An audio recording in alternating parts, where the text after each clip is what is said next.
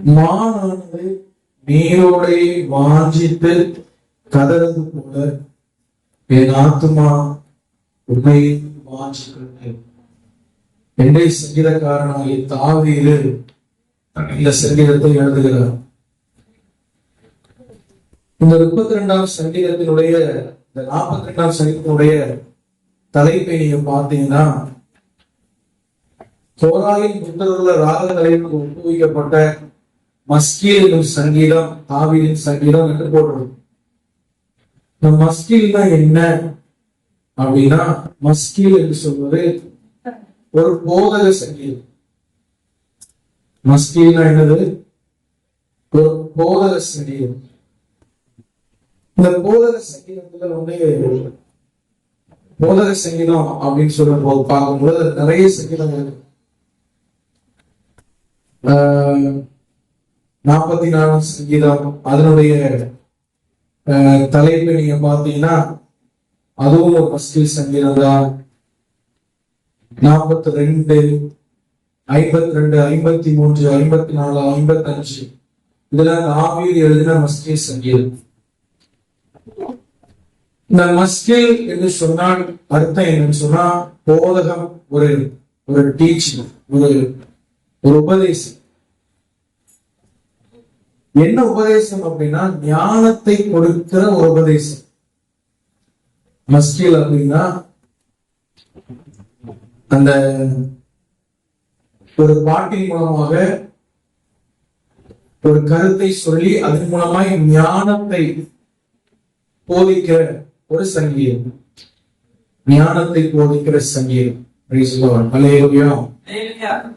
இந்த பாட்டை பாடுறதுக்கு என்ன அவங்க அந்த பாட்டை எழுதும்போது என்ன நோக்கத்தோடு எழுதுவாங்கன்னா, இதை வாசிக்கிற ஒவ்வொருவரும் பாட்டை பாடுற ஒவ்வொருவரும், சங்கீதம் சொல்ல பாட்டு தானே, இந்த பாட்டை பாடுற ஒவ்வொருவரும் ஒரு ஞானத்தை பெற்றுக் கொள்ளணும் அப்படிங்கிற நோக்கத்தோடு அதை எழுதுவாங்க. மெய்யான ஞானத்தை பெற்றுக் கொள்ளணும் அப்படின்னு அதை எழுதுவாங்க. மஸ்கீல் அப்படின்னு சொன்னாலே அது விஸ்டம், ஞானம். ஒரு பாட்டின் மூலமா ஒரு போதகத்தை, ஒரு ஞானத்தை கற்றுக் கொடுக்கிற ஒரு விஷயம். இந்த கடைசி நாட்கள்ல மாணவர்களாக வாழ நமக்கு தேவையானது ஞானம். நமக்கு தேவையானது விஸ்டம். மோசே ஒரு பாட்டு பாடுறாரு, எங்கள் நாட்களை இன்னும் அறிவை எங்களுக்கு போதும், ஞான இருதயம் உள்ளவர்களாக மாற எங்களுக்கு நாட்களை இன்னும் அறிவை எங்களுக்கு தாவும் கேட்பார். அப்போ ஞானம் என்ன செய்யுது அப்படின்னா, நம்ம காலத்தை வீணடிக்க விடாது.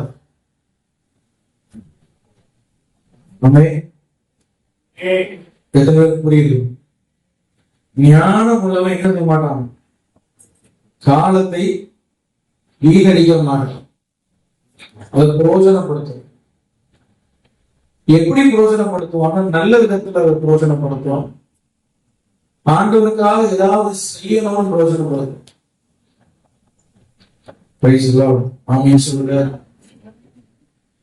சாமுவேல் மோரிஸ் அப்படின்னு ஒரு வாலிப பையன்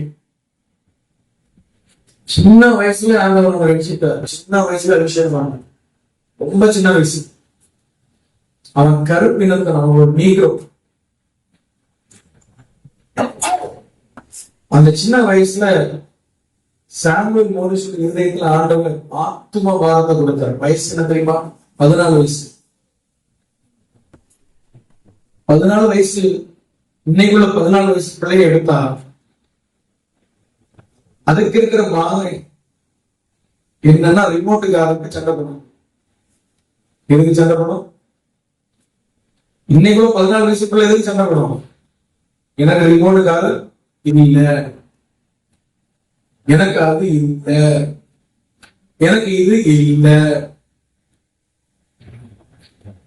பிசாசு புத்திய இந்த சின்ன வயசுலயே மாத்தி மாத்தி உனக்கு எது இல்லையோ அதைதான் பார்க்க வைக்கும்.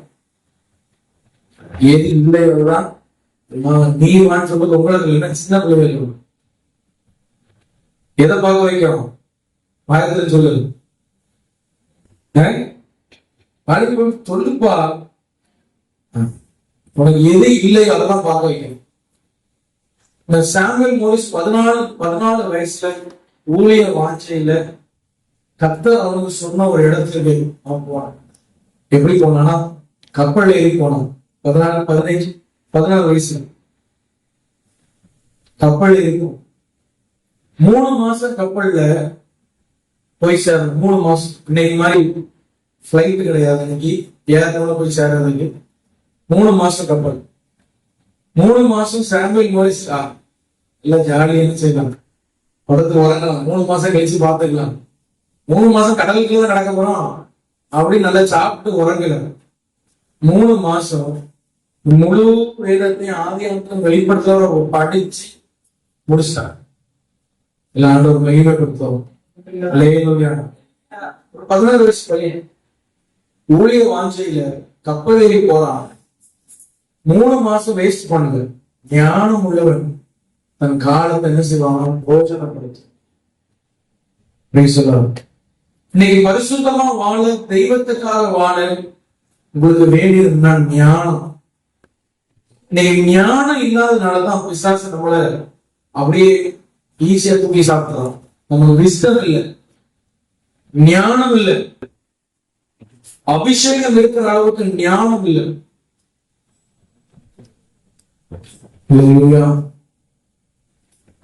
அதனால நம்மள ஈஸியா ஏமாத்துறோம். ஆண்டவர் யாருக்கு ஞானத்தை கொடுப்பாருன்னா, இந்த ஞான சங்கீதத்தை தாவி ஆரம்பிக்கும் போது அவன் வாஞ்சையை குறித்து எழுதுகிறார். எதற்கு சொல்கிறார்? வாஞ்சனா என்னது? விருப்பம் அப்படின்னு சொல்லலாம். ஆனா விருப்பம் சொல்றது அது சரியான வார்த்தையா இருக்கிறது. ஏன்னா விருப்பம் சொல்றது கிடைச்சா கிடைக்கும், எனக்கு பிடிச்சிருக்கேன், ஆனா கிடைச்சாலும் கிடைக்கட்டு, இல்லாட்ட போட்டு அப்படின்னு சொல்றது விருப்பம். அது இல்லாட்டா கூட நமக்கு ஒரு பெரிய விஷயமா கிடையாது. ஆனா வாஞ்சம் அப்படி கிடையாது. வாஞ்சம் சொல்றது அது இல்லாம முடியாது. அதான் வாஞ்சம். எதுக்கு மேல வாஞ்சை? எது இல்லாம முடியாது அப்படி இதுக்கு மேல வாஞ்சை இருக்கு. உனக்கு நீயே ஒரு கேள்வி கேள்வி, இந்த வாலிப நாட்கள்ல இது இல்லாம முடியாது அப்படின்னு எதுக்கு மேல அவன் வாஞ்சை இருக்கு? அப்போ ஞானம் உள்ளவன் வாஞ்சை உடையவனா இருப்பான். ஆமென் சொல்றேன். அல்லேலூயா. எப்ப பார்த்தாலும் ஜெபம் ஜெபம் ஜெபம் இருக்காங்க. எப்ப பார்த்தாலும் பைபிள் தூக்கிட்டு இருக்காங்க. இரவு மகளும் ஜெபம் பண்ணிட்டு இருக்காங்க. இரவு மகள் அந்நிய பாஷை பேசிட்டு இருக்காங்க.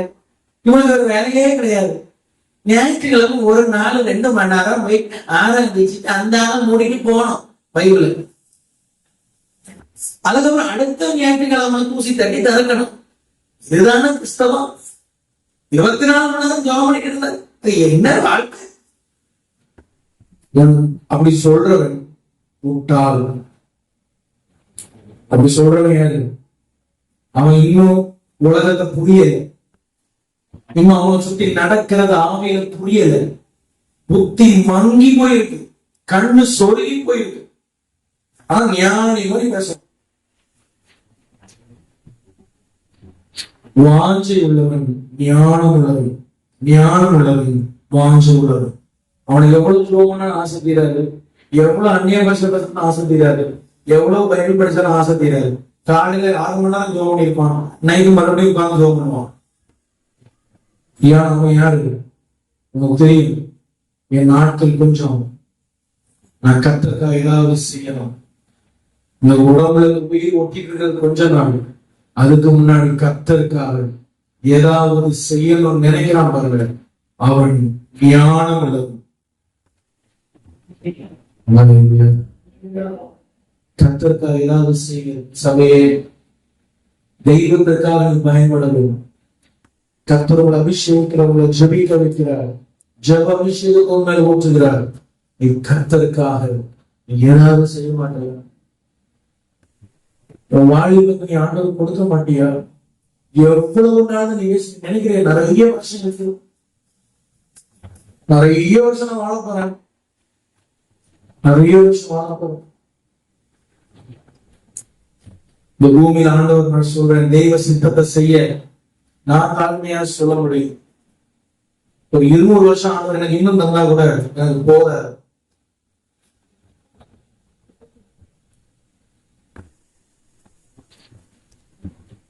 சில விஷயம் ஆண்டவரோட என்னோட பேசுற சொல்றாரு.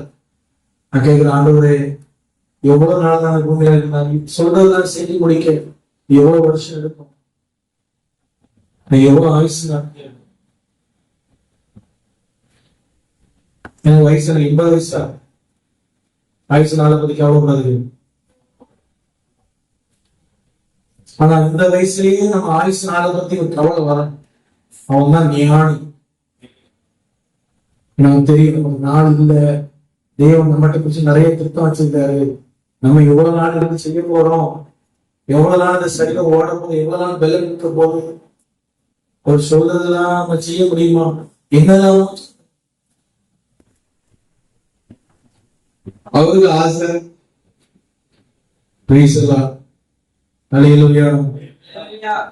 நல்ல ஜோம், நல்ல வேதம் வாசிக்க, நேரத்தை வேக வேக ஓடாதீங்க. பணம் ஓடாதீங்க. நீ தெய்வத்தை வேக பணம் உன் பின்னாடி வரும், உங்க பின்னாடி வரும். காலையில தேவ சமூகத்தை தேடுது. சோம்பேறிகளா இருக்காதீங்க. ஆவிக்குரிய விஷயத்துல நம்ம மற்ற விஷயத்துல சுறுசுறுப்பா இருக்கு.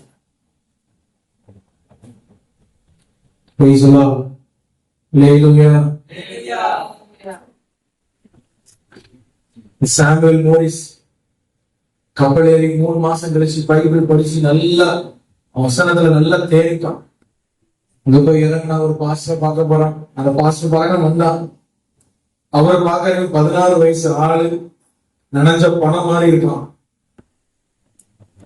பார்த்த உடனே இவன் என்ன பண்ண போறான் ஆண்டவருக்காக, நீ இதுல உட்கார, சர்ச்சுக்கு உட்கார வச்சு போயிட்டாரு. அவர் வெளியே தூக்கிட்டார். இவனால் இருக்க முடியல. இவன் இருந்து ஜோம் பண்ணான், அழுதான். நேரம் ஜோம் பண்ணி இருக்கான். 1 மணி நேரம் ஆச்சு, 2 மணி நேரம் ஆச்சு, 3 மணி நேரம் ஆச்சு, 4 மணி நேரம் ஜோம் பண்ணிட்டே. ஒரு விசுவாசி குறைஞ்சபட்சம் 2 மணி நேரமாவது ஜோம் பண்ணாரு. சும்மா 1/2 மணி நேரம் சோத்துறோம். தயவு செஞ்சு செய்ய 1 மணி நேரமாவது விழித்திருக்க கூடாது. அது 2000 வருஷத்துக்கு முன்னாடி நான் 1 மணி நேரம் ஜோம் பண்ணேன். ஏன்னா ஆண்டவர் எவ்வளவு சொல்லியிருக்காரு, 1 மணி நேரமாவது விழித்திருக்க கூடாது. ஒரு 1000 வருஷத்துக்கு ஒரு 1 ஹவர் கூட்டினா கூட 2 மணி நேரம் ஆச்சு. கடைசி காலம் சொல்றோம், ஒரு 2 மணி நேரமாவது. காலைல ஒரு 4 மணிக்கு எழுந்தி 6 மணி நேரம் ஜோம் பண்ணிட்டு வேலைக்கு போங்க. யாரும் வேண்டாம் சொல்லி 10 மணிக்கு படுத்தா போதும். இங்க 9 மணிக்கு சட்டம் வாக்காளர் விசிட்டி வரல. 9 மணிக்கு ஐயா அவங்க தூங்கிட்டாங்க, ரைட், ஓகே. 10 மணிக்கு படுத்தா போதும். 6 மணி நேரம் அவ்வளோதான். 4 மணிக்கு எழுதிடலாம். ஒரு சரீரத்துக்கு அவ்வளவு தூக்கம் போகும். அதுக்கு மேல சரீரம் தூங்கக்கூடாது. தூங்க நமக்கு இந்த மந்தம் வந்தது எப்போ கொட்டாயிட்டே இருக்கும்.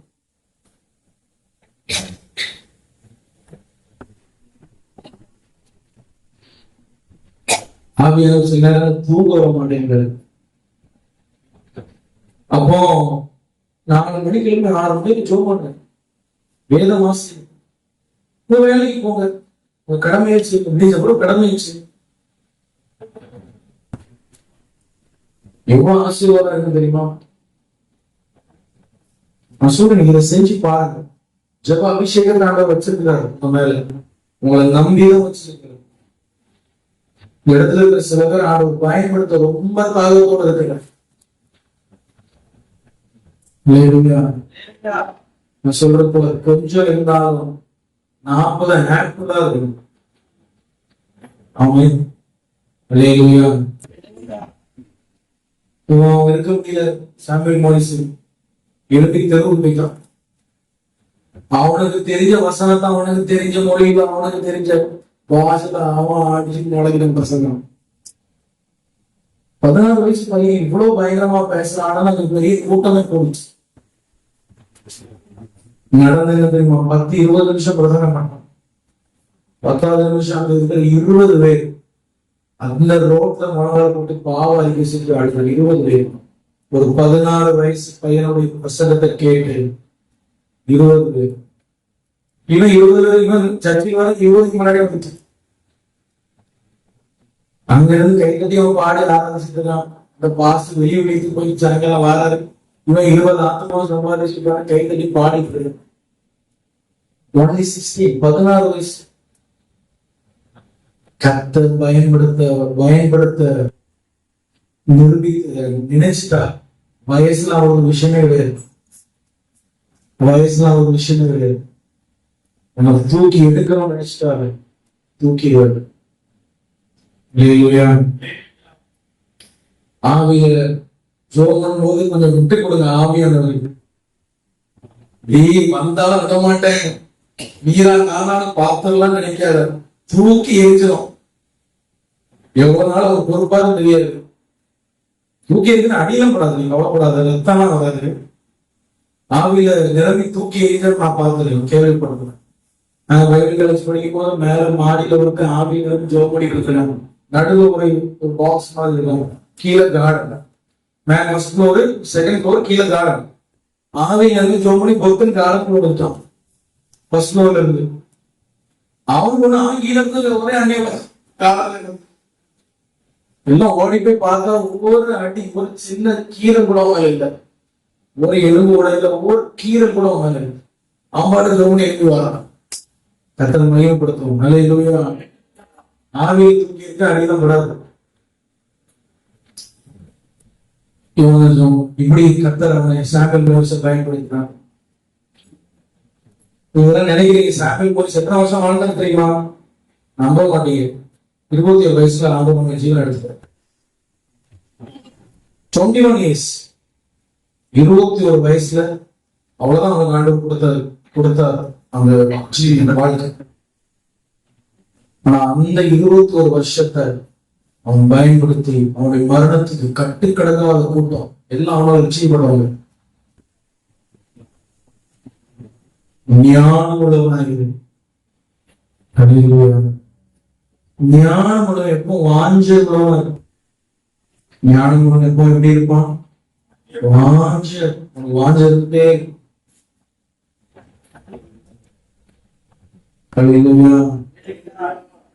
ஜோமன ஆசையா இருக்க கேளுங்க, ஆண்டவர்கிட்ட கேளு. இசப்பா எனக்கு ஜெபிக்க ஆசையா இருக்கு, ஜெபிக்க உதவி செய்யுங்க.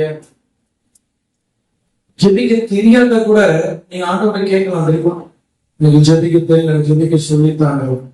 நம்ம ஒரு பாட்டு எப்படி நான் ஜெபிக்க வேண்டும், எதற்காக ஜெபிக்க வேண்டும் கற்றுத்தாரும் ஆவியானவர். ஜபத்துல கொஞ்ச நேரம் தான் கஷ்டமா இருக்கும். ஆரம்பத்துல 10-20 நிமிஷம், ஒரு அரை மணி நேரம், 3/4 மணி நேரம் கஷ்டமா இருக்கும். இப்படி திரும்பவும் அப்படி திரும்பவும். அதுக்கப்புறம் அவரு பிடிச்சிட்டாங்க, வண்டி போயிட்டே இருக்கும்.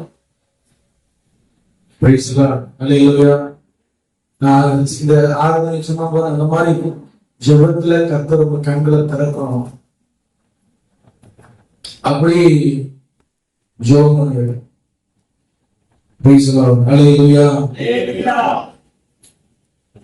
நல்லா ஜோம் பண்ணுங்க. அதுதான் உங்களுக்கு என்ன தருமா? ரியல் ஞானம், ரியல் விஸ்டம். இந்த ரியல் ஞானம், உண்மையான ஞானம் உள்ளவன் அவன் எப்போதுமே தாகம் உடையவன், வாஞ்சை உடையவன், ஆண்டவரை நேசிக்கிறவனா இருக்கும். ஞானம் உள்ளவன் எதையாவது பேசிக்கிட்டு, யாரையாவது ஏமாத்திக்கிட்டு, எதையாவது சொல்லிட்டு, தன்னை தானே ஏமாத்திக்கிட்டு, அதெல்லாம் இருக்கீங்க. அப்படியெல்லாம் நம்ம ஜெபம் பண்ணணுமா? அப்படியெல்லாம் ஜெபம் பண்ணுங்க. 10 நிமிஷம் ஜெபம் பண்ணா கேட்க மாட்டாங்க, கேட்க மாட்டாது. கேட்க மாட்டாது. ஒவ்வொரு ஜெபத்துக்கும் டைம் தராதா? டைமை பயன்படுத்துங்க. ஜெப நேரத்துல நல்லா உறங்கிச்சு 5:55 எழுதி 10 நிமிஷம் ஜெபம் பண்ணிச்சு, 10 நிமிஷம் ஜெபத்துல சுருக்கமான ஜெபத்துல பெருக்கமான ஆசீர்வாதம். அப்படி வசன பைபிள்ல இல்லை, ஆனா வீட்லயும் சொல்லிடுவாங்க. ஜெபம் பண்ணுங்க.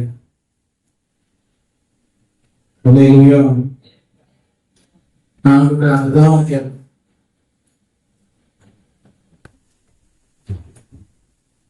டிஜிஎஸ் தினகரன் ஐயாவை இவர் ஓயாம ஜெபம், ஆண்டவரே ஆவின் மரத்தை தாரும், ஆவின் மரத்தை தாரும். யாரு? டிஜிஎஸ் தினகரன் ஐயா. எப்ப எடுத்தாலும் அவருக்கு அதான் அவர் வந்து ரொம்ப இந்த கிஃப்ட்ல ரொம்ப ஆப்ரேட் ரொம்ப ஜோபிலே இருக்கும். இவர் ரொம்ப ஜோபன் ஆண்டவர் கேட்டாராங்கப்பா, உனக்கு ஆவியின் வரம் வேணுமா இல்ல நான் வேணுமா? ஒரு அழுதுட்டாரான், கண்ணுல கண்ணீரோட அழுதுச்சு, ஏசப்பா எனக்கு நீங்க தான் வேணும், எனக்கு நீங்க தான் பேசுவார். அல்லேலூயா. அன்பு அதுக்கப்புறம் அவங்க விடுதல் இன்னும் கிரியைகள் செய்ய. இப்போ எப்படி நான் ஜபிக்கணும், எதற்காக ஜபிக்கணும்னு ஆண்டவர் எனக்கு கற்றுத் தந்தார். ஆமென் சொல்லுங்க. அல்லேலூயா. மான் நீரோட பார்த்து அது வாஞ்சித்து அது கதறுது போல, இந்த கதறுது அப்படின்னு போட்டிருக்கு தமிழ்ல, ஆங்கிலத்துல எபிரேய மொழியில கைன்னு போட்டிருக்கு. அழு, நீரோட பார்த்து அது அழுதான், அழு அப்படியே.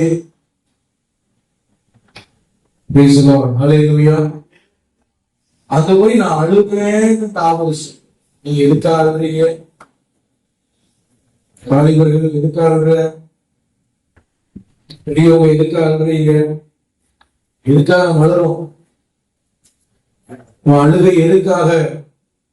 தாவீது சொல்ற, ஆண்டவரே நான் உண்மையில் தாகமா இருக்கிறதுனால நான் அழுகிறேன், நீர் எனக்கு வேணும்னு நான் அழுகிறேன். 2ஆம் வசனத்துல கூட நீங்க அதை பார்க்கலாம். அப்போ என்கேஜ் அப்படின்னு ஒரு மொழிபெயர்ப்புல என்ன போட்டிருக்கு, நான் இங்கிலீஷ்ல மானானது நீரோடைய வாஞ்சித்தும் போட்டிருக்கல, அதுல வந்து இங்கிலீஷ்ல பேண்ட்ஸ் போட்டிருக்கு. பேண்ட்ஸ் என்னது? நீங்க போடுற பேண்ட் இல்லையோ, பேண்ட் என்னது? அது வந்து ஒரு தாகம், தீராத தாகம், தீராத வாஞ்சு, ஒரு ஸ்ட்ராங் டிசைன் எல்லாமே அது முடியாது அப்படின்னு சொல்ற ஒரு தீராத ஒரு பெரிய மாதிரி ஒரு ஆசை மாதிரி. அந்த மாதிரி ஒரு ஆசை ஆண்டவர் உங்களுக்கு இருக்கா? இல்ல கடமையை நம்ம நிறைவேற்றி போடுமா? உங்களுக்கு வந்து ஆண்டவர் ஏதாவது உலகத்துல செய்யணும் விரும்புறீங்களா? கை தூக்குறோம். யார் விரும்புறீங்க? எனக்கு ஒண்ணு ஆண்டவர் ஏதாவது செய்யணும், நான் கண்ணை மூடுறதுக்கு முன்னாடி, வெட்டி வைக்கிறதுக்கு முன்னாடி நான் ஆண்டவர் ஏதாவது நான் செய்யணும் அப்படி விரும்புறீங்களா? நான் சொல்றேன், இந்த வசனம் உங்க வாழ்க்கையில உண்மையா மாறிச்சா, இந்த வசனம் வசனமா இல்லாம ஜீவியமா மாறிச்சா, ஆண்டவர் அதை செய்வார். நான் அழுறேன், நீங்க இல்லாம நான் முடியாது, அப்படி ஒரு வைராக்கியத்தோடு தாவீது சொல்றான், நீரோட பார்த்து அது கத்துது, அழுது. அது போல நான் உமக்காக 2ஆம் வசனம் வாசிங்க. என் ஆத்துமா தேவன் மேல், ஜீவன் உள்ள தேவன் மேலேயே தாகமா இருக்குது. எதுக்கு மேல தாகமா இருக்கு? ஜீவன் உள்ள தேவன் மேலேயே. உலகத்தில் இருக்கிற பணத்து மேல, பொருள் மேல, ஆஸ்திகள் மேல, அழிஞ்சு போகிற இந்த உலக இன்பங்கள் மேல, சிற்றின்பங்கள் மேல இல்ல, ஜீவன் உள்ள தேவன் மேலேயே எனக்கு தாகமா இருக்குது அப்படின்னு தாவீது சொல்றார். அல்லேலூயா. பணத்துக்காக, பொருளுக்காக ஒரு வாழல, அவர் ஆண்டவருக்காக வாழ்ந்தார். ஆண்டவருக்காக வாழ்ந்தார். இந்த மான் வந்து ஏன் நீரோட பார்த்து வாஞ்சிக்க தெரியுமா? வசனத்துக்கு பல வியாக்கியானம் கொடுப்பாங்க, இதை கண்டுபிடிக்கிறது பல வியாக்கியானங்கள். ஒருத்தர் சொல்லுவாரு அதுவும் தண்ணி குடிக்க போகுது, தண்ணி குடிக்கதான் அதுக்கு தாகமா இடம் போகுதுன்னு. சொல்லுவாங்க அதுல அதுக்கு அங்க போனாதான் ஸ்பீட்ல ஓட முடியும், தண்ணி காட்ட போட்டாதான் ஸ்பீட்ல, அப்படி ஒண்ணும் இல்லை எனக்கு தெரியும். ஆனா சொல்றாரு, மானுக்கு காட்டுல தண்ணி போட்டா ஃபாஸ்டா ஓடுமா, யாருக்கு தெரியும்? அடி சொல்ல வேண்டியது. ஆனா கொஞ்சம் நாம ஜோ பண்ணி கொஞ்சம் ஆராய்ச்சி பண்ணி பாருங்க, என்ன மான் எதுக்கு நீரோடைய பார்த்து கதறுது அப்படின்னு அங்க சொல்லப்பட்ட மான் என்ன மான்னா, காயப்பட்ட மானம் தான் தாவித பேசுற ஒரு அடிப்பட்ட மானம், ஒரு காயப்பட்ட மானம். இது வந்து ஏதாவது ஒரு கரடி கிட்டையோ ஒரு சின்னகிட்டையோ என்ன செய்யும், இது காயப்பட்டுச்சு. இந்த மான் வந்து சிங்கம் வந்து மான விரட்டத்தை எத்தனை பார்த்துருக்கீங்க? எப்படி வரட்டும் அப்படிங்களா? நீங்க தூக்கணும்னா அது ஆண்டவர் எழுப்பி வருவாங்க. எப்படி சிங்கம் வந்து அதை விரட்டும் போது அந்த கால் வச்சு அடி பார்த்துருக்கீங்களா? முன்னங்கால் வச்சு அதை அடி, அதுக்கு அது பேலன்ஸ் தான். சிங்கத்துக்கு அந்த பாம்பா கையில அவ்வளவு பேலன் உண்டு. அடிச்சுனா நம்மளால அடிச்சு கரண்டி கொடுத்துறே அவ்வளவு பேலன் உண்டு. அடிச்சுனா அப்படி விழுந்துடும். அதை அப்ப எப்பவுமே அப்படிதான் முயற்சி பண்ணணும். பின்னாடி பிடிக்கிறதுக்கு முயற்சி பிடிச்சிட்டுனா உடனே இங்கதான் வரும், இங்கதான் வரும், சனிதான் வரும், உடனே வந்து பிடிக்கும். சோ இது என்ன பண்ணுறது, எப்படியோ சிங்கத்துக்கிட்ட என்ன பண்ணி ஒரு காயத்தை பட்டிருக்கு.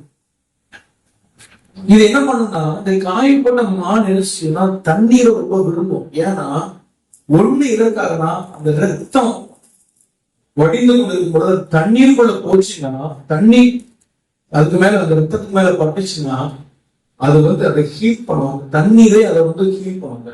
அதுக்கு அப்படி ஒரு தன்மை இருக்கு மானு. அந்த தண்ணீரை அந்த காய்க்கு குணமாகும். சோ இது நீரோடை போய் தண்ணி குடிக்க போறது இல்ல. இது ஆராய்ச்சி பண்ணி பார்க்கும்போது என்ன தெரியுதுன்னா, நீர் ஓடை நிறைய தண்ணியை கிடந்துதான் தேடும். சும்மா குடிக்க தண்ணி இல்லை, நீச்சல் ஆழம் உள்ள தண்ணீரை தேடணும். அதுக்குதான் அது சத்தம் கொடுக்கும், நீச்சல் ஆழம். மான் நீச்சல் அடிச்சு பார்த்துருக்கீங்களா? மான் நீச்சல் அடிச்சு பார்த்துருக்கீங்களா? யாரு பார்க்க? நானே நீச்சல் அடிக்க மாட்டேன் அப்படின்னு நம்ம சொல்றோம். எடுத்து வச்சா பார்ப்போம். சரி, அப்போ இந்த மான் வந்து சூப்பரா நீச்சல் அடிக்கும். நாய் நீச்சல் அடிக்க மாட்டீங்களா? மான் அதப்ப சூப்பரா நீச்சல் அடிக்கும். மானுக்கு இருக்கிற கால் இருக்கிற பலன் வந்து, ஏன்னா அது கால் உங்களுக்கு தெரியும் ஒல்லியா இருக்கும். அப்படி ஒல்லியா இருந்தாலும் அது பக்காவா என்ன பண்ணணும்னா அது நீச்சல் அடிக்கும். சோ இதை என்ன பண்ண தெரியுமா, இது வந்து அந்த தண்ணீருக்குள்ள போய் விழுந்த சாட்டி புது பண்ணிடும். தலை மட்டும் தான் வெளியே இருக்கும், கால் வச்சு நீச்சல் எடுத்துட்டே இருக்கும். எதுக்குன்னா தண்ணீர் பல மணி நேரம் உள்ளே கிடக்கும்.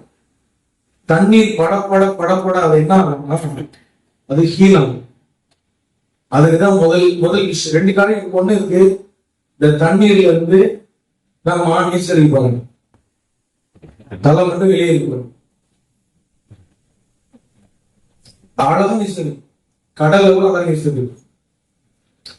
அது எப்படி கிடக்கும். ரெண்டாவது ஒரு சின்ன, நான் ஒரு இது பார்த்தேன், ஒரு வீடியோ பார்த்தேன். ஒரு நாய் வந்து ஒரு முயலை விரட்டுது. ஒரு நாய் வந்து நல்ல கவனிக்க, அதுக்கு இது வசனம் நல்ல சம்பந்தம் இருக்கு. முயலை விரட்டுது. இந்த முயல் எவ்வளவு உங்களுக்கான இருந்தா அதுக்கு ஞானம் என்ன பண்ணிச்சு தெரியுமா? ஓடிச்சு முன்னாடி, ஓடிட்டு அப்படியே ரிட்டர்ன் வருது. பேக்ல நாய் பகுதிக்கு வருது. ரொம்ப தூரத்துல இது குடு ஓடிட்டு ஒரு 10 அடி பின்னாடி வந்துட்டு ஒரு முதல்ல ஒழிச்சு திரும்ப வந்து. ஆனா நாய் என்ன பண்ணுச்சுன்னா, அது எந்த வழியில ஓடிச்சோ அதே வழியில அது ஓடிக்கிட்டே இருக்குங்க. இது முதல்ல நிலந்து பார்க்கல.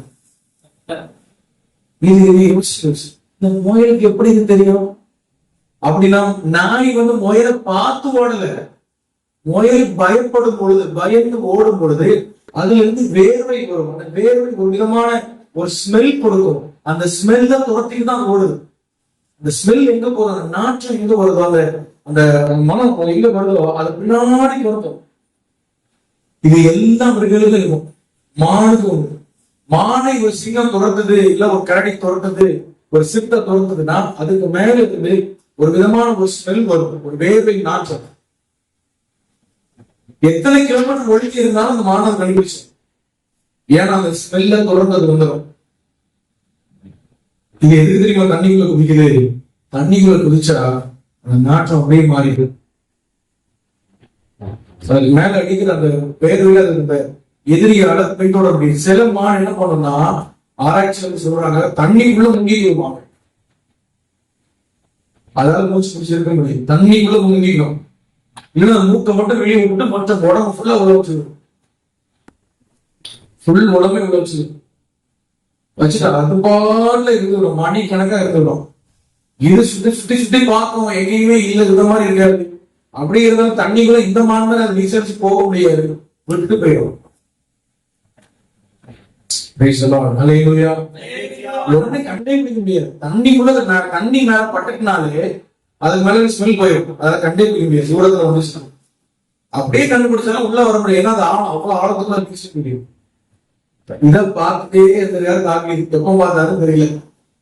மானானது நீரோடைய வாஞ்சித்து கதறது போல என் ஆத்மா உண்மையை வாஞ்சிக்கிற ஆண்டவரே, நான் உம்முடைய அன்பின் நதியில இந்த பிரசனத்துக்குள்ள நான் கணுக்கால் அளவில்ல, முழங்கால் அளவில்ல, நான் நீச்சல் ஆழத்துக்குள்ள வர விரும்புறேன் ஆண்டவரே. அப்படிப்பட்ட ஒரு வாஞ்சியை நான் இருக்கிற ஆண்டவரே தான்.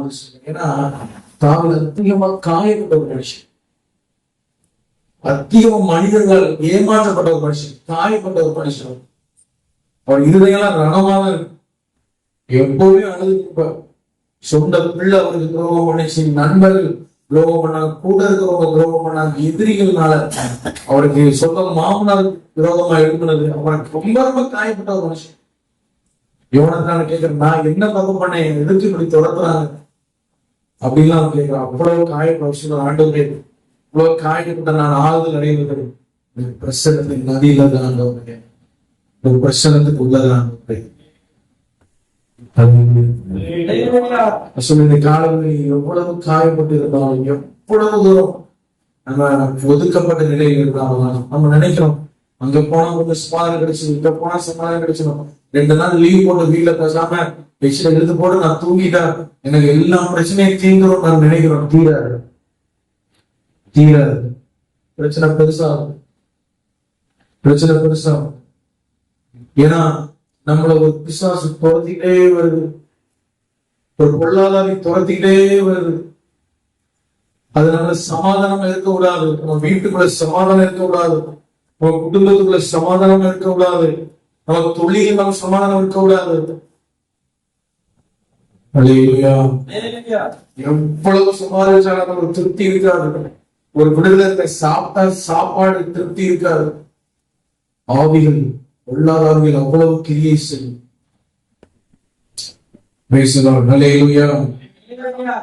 அன்னைக்கு ஒரு சாட்சியா சொல்லியிருந்தாரு, நான் கேட்டேன். அவர் சொன்னாரு,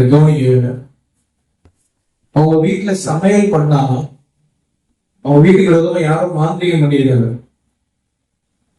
அவங்க வீட்டுல சமையல் பண்ணா சாப்பாடுல டேஸ்டே இருக்காது.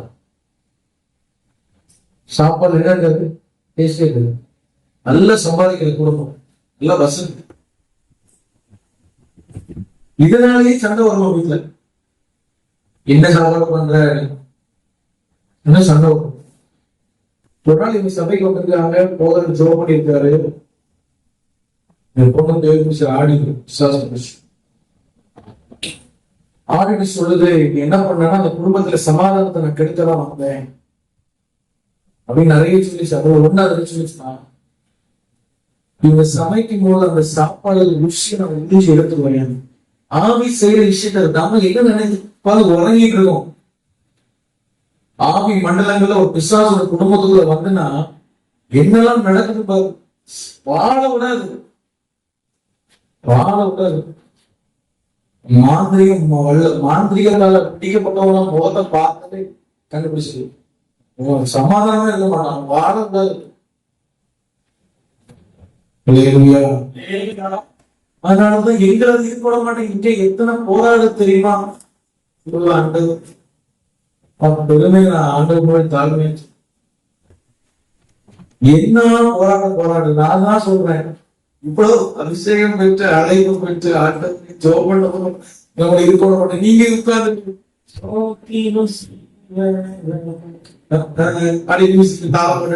அப்படி போனா உங்களெல்லாம் இருக்குமா?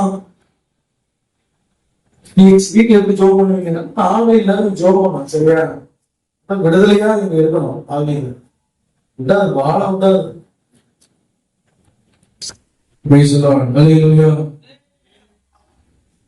சாட்சி சொல்லியிருக்கேங்க. ஒரு 500 ஆட்கள் வந்தாங்க.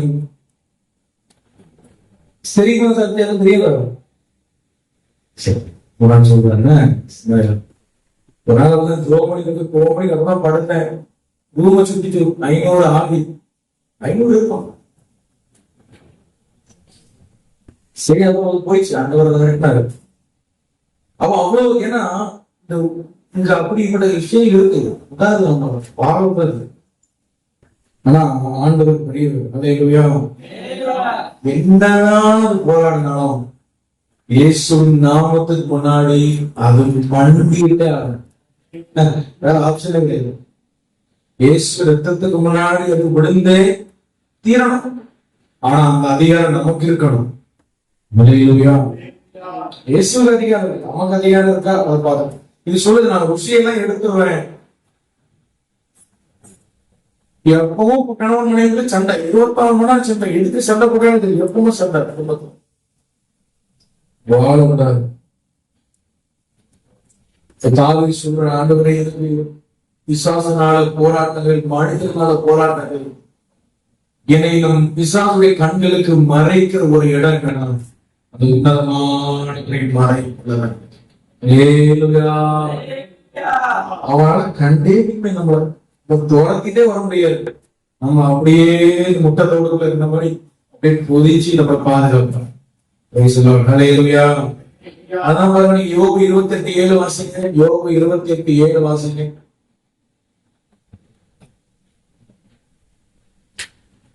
யோபு 28:7. ஒரு வழி உண்டு, அது ஒரு பட்சிக்கும் தெரியாது. வல்லூரின் கண்ணும் அது என்ன செய்யல. ஒரு வழி உண்டு, அது ஒரு பட்சி, அது பட்சித்துல கொள்ளாத ஆவிகள், அது கண்ணுக்கு தெரியாது. வள்ளூர் பிசாசு அதுக்கு தெரியாது. அப்படிப்பட்ட வழியில ஆண்டவர் நடத்துவார். மானை எப்படி இருந்துச்சுன்னா துரத்த முடியாத அளவுக்கு தண்ணி கூட போன பிறகு அதுக்கு ஒரு பாதுகாப்பு கிடைக்குதோ அதுபோல பிசாசு நம்மை தொடராது இருக்க கர்த்தர் நம்மை காத்துக் கொள்வார். அப்படிப்பட்ட ஒரு அபிஷேகத்தை, அப்படிப்பட்ட ஒரு ஜெப அனுபவத்துக்குள்ள, அப்படிப்பட்ட ஒரு அதிகாரத்துக்குள்ள நீங்க வர வேண்டும் என்று சொல்லி ஆண்டவர் விரும்புகிறார். அதிகமா நீங்க ஜெபத்துல உங்க நேரத்தை நீங்க இன்வெஸ்ட் பண்ணணும். அப்படிப்பட்ட வாஞ்சை உள்ளவர்களாய், அப்படிப்பட்ட கிருபை உடையவர்களா நீங்க மாறணும். இல்ல ஆண்டவர் மையப்படுத்துவோம். சொல்ல வேண்டாம் நினைக்க ஆண்டவர் ஆரம்பத்திலே சொல்லிடுறாரு.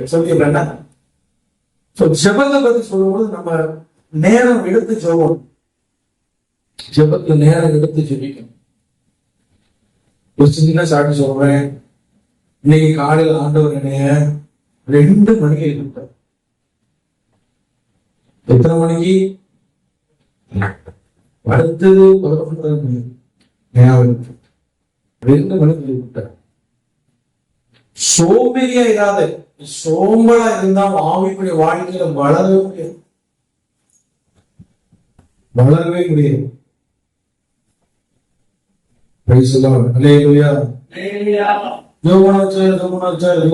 தாழ்மையா சொல்றான் ஆண்டவர்கிட்ட காப்பு. 8 மணிக்கு எழுப்ப. நீங்க எவ்வளவு நேரம் ஜெபம் பண்றீங்க? என்னையே தான் சாட்சியா வைக்க. ஆண்டவர் அதான் சொல்லி, ஆண்டவர் சொல்லலப்பா, எனக்கு சொல்லலப்பா, ரொம்ப பெருமை பார்த்த மாதிரி எனக்கு வேண்டாப்பா. ஒரு பக்கம் செய்தி கொடுத்தா ஒரு பக்கம் போராடிட்டே இருக்கேன். நீ சொல்லு சொல்லி யாருக்கும் போதுமா இருக்குன்னா நீங்க சொல்லிட்டேன். 6 மணி நேரம் வச்சு எலும்பு உணவு எழுந்து தண்ணி மட்டும் குடிச்சு வந்தேன். இருக்குன்னா அதுவும் முடியும். ஏன்னா கதவை திறந்தாம உள்ள வடிவோம். தண்ணி குடிக்க உட்கார்ந்து பரவாயில்ல. கதவை திறந்தோம். நான் வந்து கொஞ்ச நேரம் பேக் இல்ல, அப்போ உரம் பார்த்துட்டே இருக்கோம். நான் இல்லாத நேரத்துக்கு தண்ணி குடிச்சோம். நான் தண்ணி குடிக்கும்போது விட மாட்டேன், ஜோம் பண்ணிட்டே இருக்கேன்.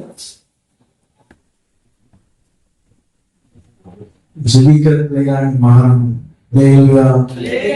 அபிஷேகம் வச்சு பிடிக்கிறோம். அப்படிப்பட்ட ஒரு வாஞ்சை அவன் தான் ஞானம். உலகத்துக்காக வாலிப தம்பி, நீ வாழாதப்பா, உலகத்துக்காக வாழாத, நீ உலகத்துக்காக வாழ்வரை விசுவாசோட சமாதானம் இருக்க கூடாது, வாழவே கூடாது.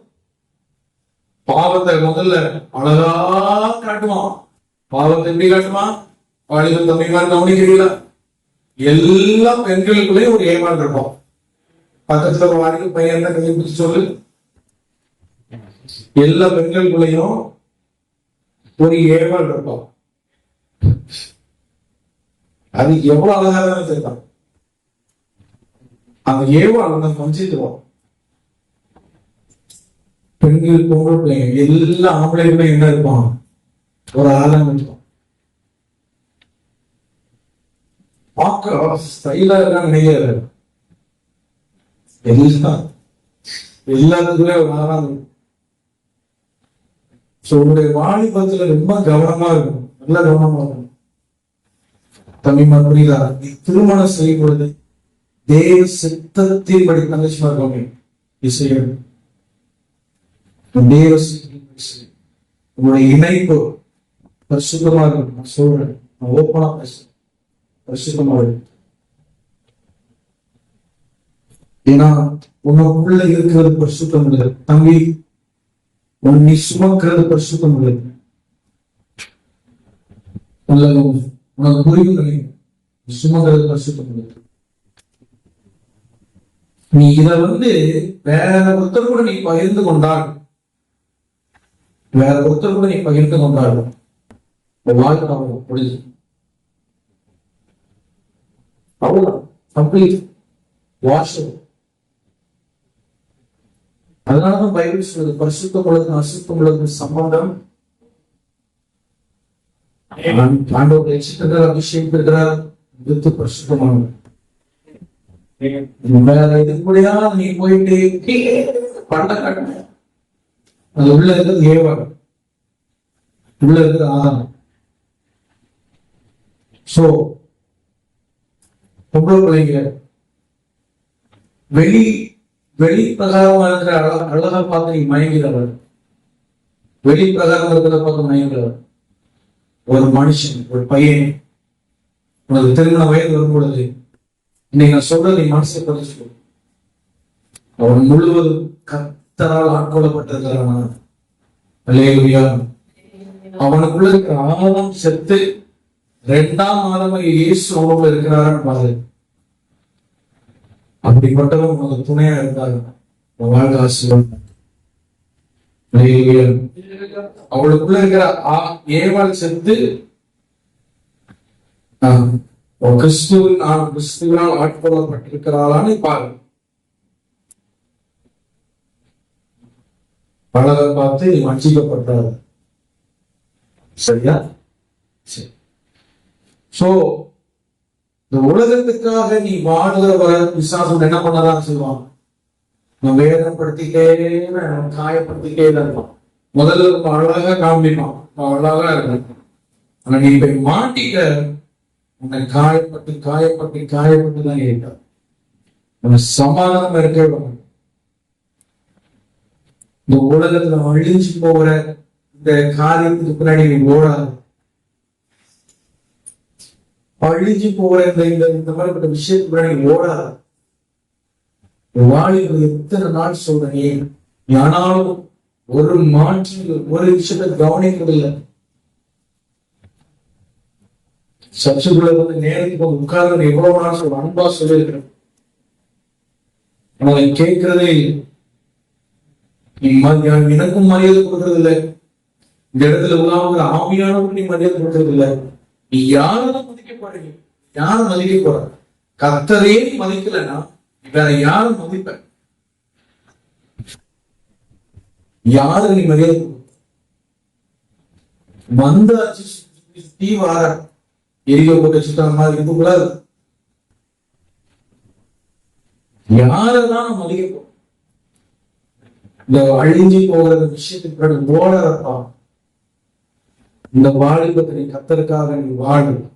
உனக்கு பிசாசு காயப்படுத்தி கொண்டே இருப்பான். உனக்கு பாதுகாவல் தேவ பிரசனம் மட்டுமே.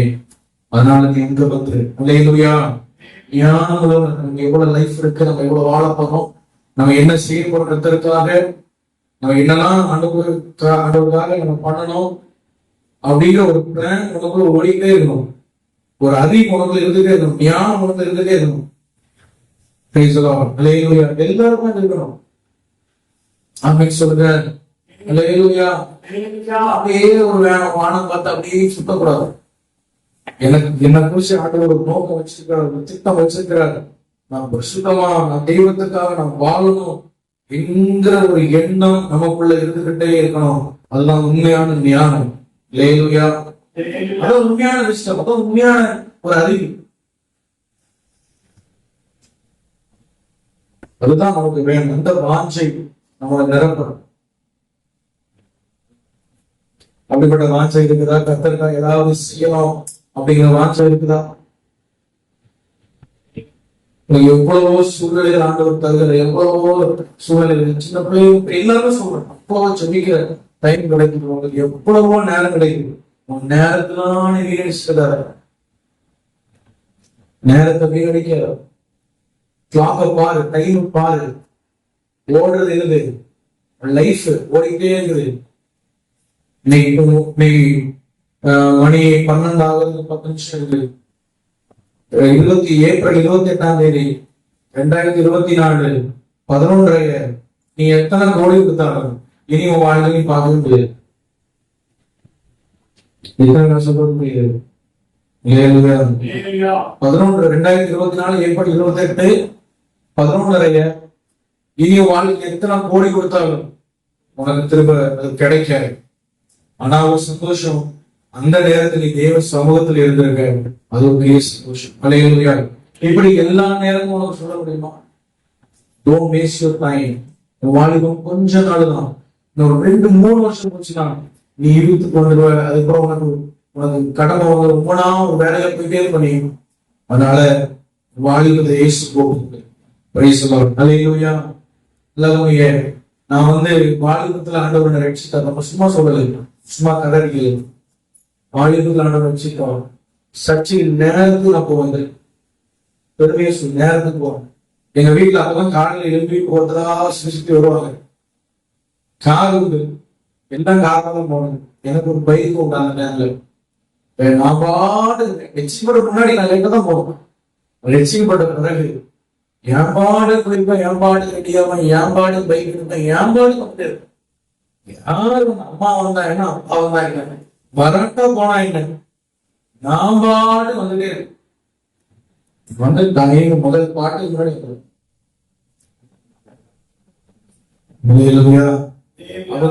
இதான் வேலை வாசி, இதான் வேலை வாசிக்கிற நம்மகிட்ட அது லேட்டா போனாலும் அங்க கூட்டு வாசிக்கிற ஆள் உண்டு. ஆனாலும் பாசம் சொல்லியிருக்காரு, நம்ம அதை செய்யணும், கரெக்டா இருக்கணும். சில நேரம் லேட் ஆயிரும், வெளியே இருக்காது, சில நேரம் மிஸ் ஆயிரும். ஒரு பாட்டு வேணும், ஆனா மேக்சிமம் டைமுக்கு தான் போகணும். இல்லையா? எங்க அம்மா ஒரு நாள் உடம்பு முடியாம ஹாஸ்பிட்டல் இருக்கும்போது ஒரு ஞாயிற்றுக்கிழமை அவங்க சொன்னாங்க, நீ சர்ச்சுக்கு போவாங்க. நான் உங்களை விட்டுட்டு போக மாட்டேன். அவங்க சொன்னாங்க, 2 மணி நேரம் நீ போயிட்டு வா, என்ன ஆயிட போறது எனக்கு சொல்லி அவங்க அனுப்பிச்சாங்க. அந்த மாதிரி இதை வளர்த்தாங்க. நான் என்ன சொல்றேன் அப்படின்னா, தெய்வ பிள்ளைகள் ஞானம் உள்ளவனா இருக்கணும். நேரத்தை வீணடிக்க கூடாது. லோத்து பாருங்க, தன்னுடைய நேரத்தை அவன் வீணடிச்சான்.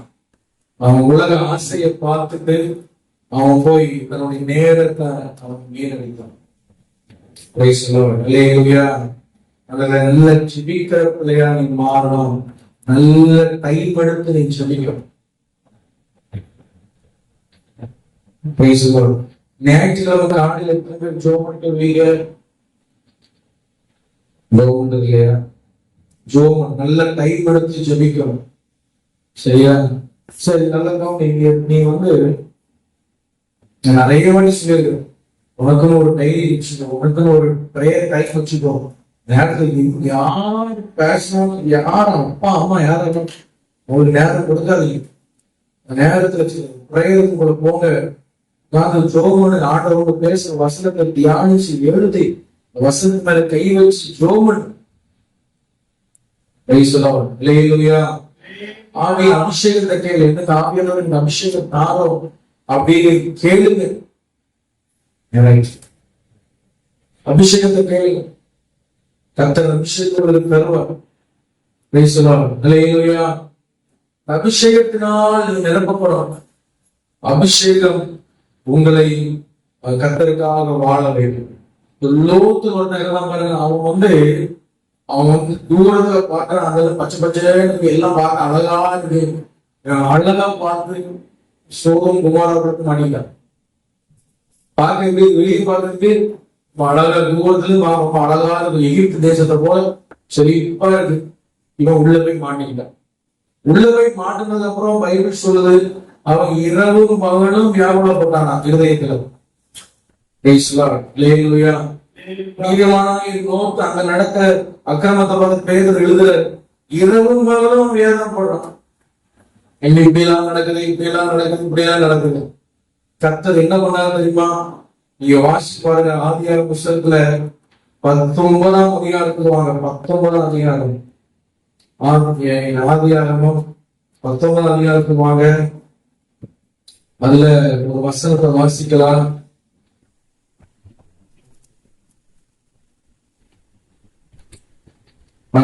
மூணாம் வசனம் நீங்க 19ஆம் அதிகாரத்தில் தேவதூதர்கள் 2 பேர் அவன் வீட்டுக்கு வராங்க. 3ஆம் வசனம் வாசிக்க. அவன் அவர்களை மிகவும் வருந்தி கேட்டுக்கொண்டான். அப்பொழுது அவனிடத்து திரும்பி அவன் வீட்டிலே அவன் போறான். நல்ல கவனி. அவன் நைட்டு 2 தேவதூதர்கள் வராங்க. அன்னைக்குதான் சோதம் குமார் அழிக்கப்பட போகுது. நைட்டு 2 தேவதூதர்கள் வராங்க. நாங்க நைட் இந்த தெருவிலே தங்கிக்கிறோம்ன்றாங்க. ஏன்னா அவங்களுக்கு அவ்வளவு தூரம் அந்த சோதம் குமாராக போறதுக்குள்ள போறதையும் உங்களுக்கு பிடிக்கல. இந்த தெருவுல படுக்கிறோம். அவன் சொல்றான், நீங்க இல்ல வீட்டுக்கு வாங்க, வீட்டுக்கு வாங்க. கட்டாயப்படுத்தி வீட்டுக்கு கூட கட்டாயப்படுத்தி இவங்க வீட்டுக்கு போயிட்டாரு. இல்லையா? ஆனா அதே தேவதூதர்கள் அந்த பட்டணத்துல இருந்து வெளியே வர இவன் எவ்வளவோ கட்டாயப்படுத்துறாங்க. இவன் நின்றுட்டே இருக்கிறான். இது என்ன அப்படின்னா, நிறைய பேருக்குள்ள இவ்வளவு என்ன அப்படின்னா, என்ன அப்படின்னா, இவங்க சொல்றதெல்லாம் ஆண்டவர் கேட்கணும். ஆனா ஆண்டவர் சொல்றது கேட்கணும். நிறைய கிறிஸ்தவர்கள தேவர்கள் எண்ணம். இவங்க சொல்றது எல்லாம் யார் கேட்கணும்? ஆண்டவர் கேட்கணும். இவங்க சொல்றது எல்லாம் ஆண்டவர் உடனே பதில் தரும். ஏதாவது மிஸ் ஆயிடும், உங்களுக்கு டென்ஷன் ஆயிடும், கோபம் வந்துடும். நான் கேட்கிறேன், ஆண்டவர் சொல்றது எல்லாம் நீங்க கரெக்டா செஞ்சீங்களா? கரெக்டா இருந்தீங்களா? வசனத்துல கேட்காது. வராதவங்க நீங்க ஒருவேளை லைவ்ல பார்த்துட்டு தான் சொல்றேன். ஒரு ஞாயிற்றுக்கிழமை 6ஆம் மணிக்கு வர முடியுது. அந்த சின்ன விஷயத்தை கேள்வி முடியல. ஆனா ஆண்டவர் இவங்க வாழ்க்கையில எல்லாம் கரெக்டா கொண்டு போயிட்டே இருக்கணும். கரெக்டா கொண்டு போயிட்டே இருக்கும். நல்ல கவனிக்க. உன் வாழ்க்கையில நீ ஜெபம் பண்ணலப்பா, நீ ஆண்டவரை தேடல, நீ பைபிள் வாசிக்கல, நீ கர்த்தருக்காக நேரம் ஒதுக்கல, நீ கர்த்தருடைய எதுவுமே செய்யல, ஆனாலும் எந்த பிரச்சனை இல்லாம வாழ்க்கை போயிட்டு இருக்கா அப்படின்னா விஷயம் என்ன தெரியுமா? நீ ஜெபிக்காட்டாலும் உனக்காக யாரோ ஒருவரை அழுதுட்டு இருக்கிறாங்க, ஜெபம் பண்ணிட்டு இருக்கிறாங்க. அதனாலதான் நீ நல்லா இருக்கு. நல்லா மனசுல புரிஞ்சுக்கோ. வெளியிட்டு செய்தி யூடியூப்ல வந்த வரும் அவங்களுக்கு தான் சொல்றேன், சர்ச் மக்கள் தான் சொல்றேன். எனக்கு எந்த பிரச்சனையும் இல்லை, எனக்கு எல்லாம் சரியா நடக்குது, நான் சர்ச்சைக்கு போவாட்டேன்னு எல்லாம் கரெக்டா எனக்கு யாரும் உனக்கு அழுதுட்டு இருக்கிறாரு. அதனாலதான் உனக்கு பிரச்சனை இல்லாம கரெக்டா எல்லாம் சரியா போயிட்டு இருக்கு. நீ அழுல, நீ ஜோமன் உனக்கா யாரும் அழுது. ஆனா ரொம்ப நாள் அதை நம்பாது. அடுத்தவங்க ஜெபத்தை ரொம்ப நாள் நம்பாதீங்க. ரொம்ப நாள் போகாது, ரொம்ப நாள் இருக்காது வண்டி, ரொம்ப நாள் வண்டி இருக்காது. நம்முடைய வாழ்க்கைக்காக நம்ம ஜெபிக்கணும், நம்ம தியாகம் பண்ணணும், நம்ம நேரம் ஒதுக்கணும். Praise the lord. Hallelujah, hallelujah. நிறைய பிரசங்கங்கள் நம்ம கேட்கிறோம் யூடியூப்ல. இயேசு வணக்காங்க, சிலுவையில எல்லாம் கெஞ்சி முடிச்சுட்டேன் ஒருத்தன் பிரசங்கம் பண்றோம். அதனால நீ என்ன செய், விசுவாசிக்கிறேன் சொல்லிட்டே எல்லாம் கிடைச்சிடும்.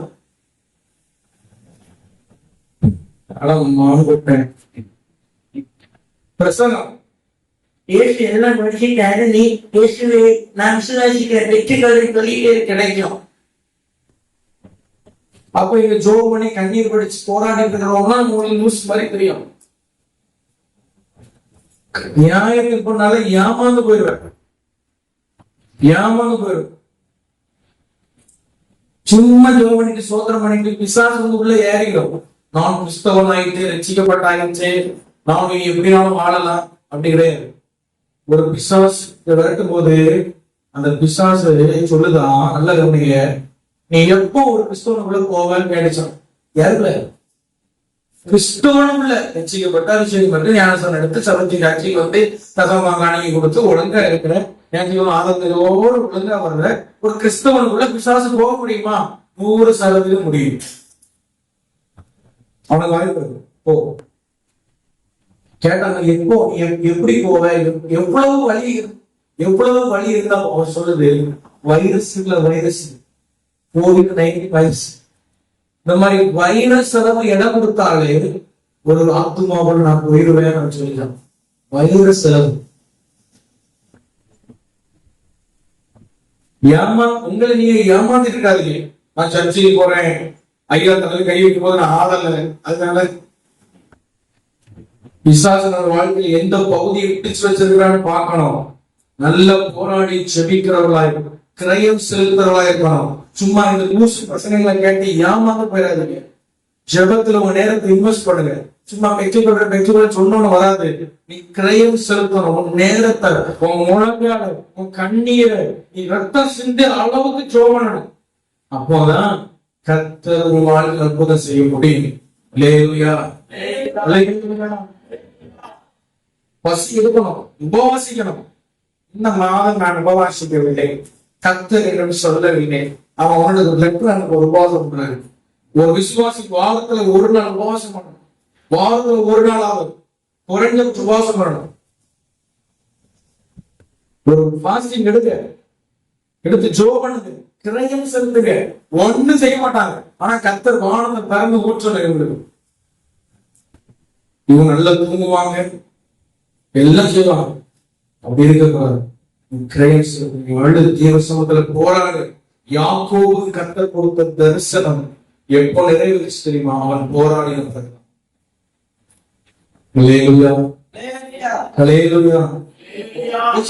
வாக்குத்தத்தம் கொடுத்தாரு, ஒண்ணுமே நடக்கல. நீ கிரயம் செலுத்தல வரைக்கும் அது நடக்காது.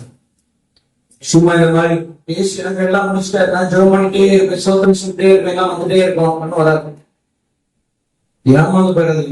லூசு பசங்களை கேட்டு லூசுகள் நிறைய சுட்டுகள் என்ன வேதனையா அவங்களுக்கு பிரசங்கம் பண்ண என்ன வேதனையா இருக்கு. இவனுக்கு ஒரு நரகத்தை விட வேற ஏதாவது ஸ்பெஷலா செஞ்சுதான் அவங்க போடுவாங்க தெரியும். அவ்வளவு துணிகரமா நான் நரகத்துக்கு போனா இயேசு நரகத்துக்கு வந்துருவாரு, பிதா வந்துருவாரு, எப்படியெல்லாம் பேசணும் இஷ்டத்துக்கு. நான் நரகத்துக்கு போகவே மாட்டேன், என் பேர சொல்லி ஆண்டோட பரவத்துல விட்டுருவாரு. இதான் உண்மையிலே ஆண்டவர் மாதிரி பொறுமைசாலி நமக்கு எவ்வளவு சக்கரமா இருக்கு, அவளுக்கு எவ்வளவு பொறுமையா இருக்கு. ஆண்டவர் செய்தியில கேட்க பொறுமையா இருக்காரு. பாவம் இவன் என்னையா வாழ்ந்துருப்பான். தேவ பிள்ளைகள் ஏமாற்றப்படக்கூடாது. இக்கிரயம் செலுத்தணும். ஆமை சொல்லுங்க. நிலையிலா விலை கொடுக்கணும். உங்க தரிசனத்துக்கு விலை கொடுக்கணும். உங்க குடும்பத்துக்கு விலை கொடுக்கணும். உங்க பிள்ளைகளுக்கு கீழ்படியாம இருக்கா, தூங்கின பிறகு உங்க பிள்ளைகள் பக்கத்துல முழங்கால் போட்ட தலையில கை வச்சு ஆவியில நிரம்பி ஜெபம் பண்ணுங்க. அவனுக்குள்ள இருக்கிற சில கட்டுக்கு உடைக்கப்படும். அல்லேலூயா. கிரயம் செலுத்துங்க. ஒரு தைலம் இன்வெஸ்ட் பண்ணுங்க. எதுவுமே நான் செய்ய மாட்டேன், ஆண்டவர் எல்லாம் நினைக்காதீங்க. நீங்க ஜெபம், ஆண்கள் ஜெபிக்கணும், என் மனைவி ஜெபம் பண்ணுவா, அப்படி இல்லை. நீங்க தலைவர், நீங்க தான் குடும்ப தலைவர். ஒரு குடும்ப தலைவன் ஜெபிக்கிறதா இருக்கும், அந்த குடும்பம் ஆசீர்வதிக்கப்படுங்க. அல்லேலூயா. ஜெபிக்கிற பிள்ளையால் நீ மாற வேண்டும். அப்படி ஜெபிக்கிற பிள்ளையால் என்ன ஆசீர்வாதம் கிடைக்கும்? சங்கீதம் 91 ஆமீன் 14 வாசிக்கலாம். சங்கீதம் 91 முடிச்சிட்டேன், கடைசியில சொல்லலாம். சங்கீதம் 91:14 எடுங்க. அவன் என்னிடத்தில் வாஞ்சையா இருக்கிறபடியால் நான் அவனை விடுவிப்பேன், என் நாமத்தை அறிந்தபடியால் நான் உயர்ந்த அடைக்கலத்திலே வைப்பேன். எல்லா நாடும் ஸ்தோத்திரம் பண்ணுவோம். வாஞ்சை உள்ளவனுக்கு அவருடைய நாமத்தை குறித்த அறிவு கூட்டிகிட்டே இருப்பார், கொடுத்துட்டே இருப்பார். இயேசு குறிச்சு அறிவு பெருகிட்டே இருக்கும். அழகா சொல்றாரு பாருங்க. அவன் இடத்தில் வாஞ்சை அவன் என்ன செய்வேன்? விடுவிப்பேன். என் நாமத்தை அறிஞ்சபடியா உயர்ந்து அடைக்கிறோம். அப்ப நாமத்தை குறித்த அறிவு எப்போ வரும்னா வாஞ்சை இருக்கும் பொழுதுதான். நம்ம இயேசு நீங்க நான் பார்க்கிற மனிதர் போல இல்ல, அவரை குறித்த அறிவு நமக்குள்ள பெருகி கொண்டே இருக்க வேண்டும். எப்பேற்பட்ட குழப்பம் இக்கட்டு சூழ்நிலை வந்தாலும் வாஞ்ச உள்ளவனை கர்த்தர் விடுவிப்பார். ஹல்லேலூயா. பெரிய பிரச்சனை நீங்க போய் கொண்டிருந்தாலும் சரி, பிரச்சனை மாறணும் நீங்க ஜெபம், நீ வாஞ்ச உள்ளவராய் நீ மாறினீங்கன்னா உங்களை விடுவிப்பார். என்னிடத்தில் வாஞ்சா இருப்பவனை நான் விடுகிறேன். ஹல்லேலூயா. ஹல்லேலூயா. நான் பண்ணிக்கலாம் ஜெபம் பண்ணலாம். Thank you, Jesus. Thank you, Jesus. Thank you, Jesus. இந்த செய்தி மூலமாய் ஆண்டவரோடு இடைப்பட்டு நீ ஒப்பு கொடுத்து பொருத்தனை பண்ணி ஜெபம் பண்ணிட்டு என் இடத்துல வந்து எப்போவும் இல்லை தேவர்களே, நீ ஜெபிக்கிற ஒரு பிள்ளையா, நீ தேவனுடைய சமூகத்திலே கிரயம் செலுத்துகிற பிள்ளையா நீ மாறுவாய்.